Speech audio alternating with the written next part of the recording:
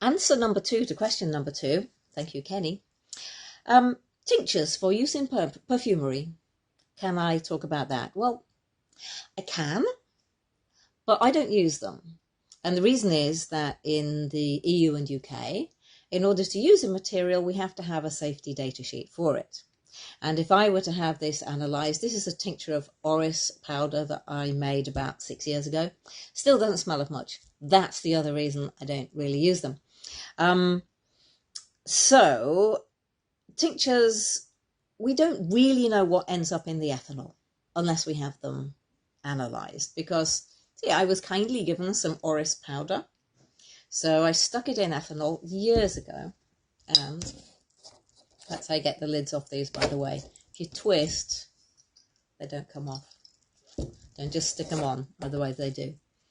So it smells vaguely orrisy, but by no means as orrisy as if I'd actually gone out and bought orris butter, say. I think the iron content of this is going to be about 0.01%, but I would have to have it analysed to find out, and then I could use it.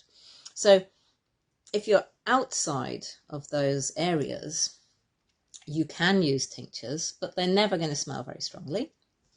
And if you're inside those areas, in order to use them, you have to get them analysed. So a tincture, it pretty just means the thing in ethanol, so that the ethanol then absorbs all the aromatic quantity, the aromatic content of what's in the thing.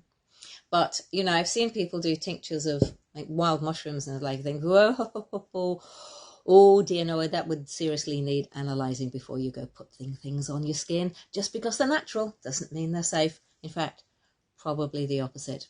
So would I talk about tinctures? Yes, but would I talk about using them? Sort of not. No. Sorry.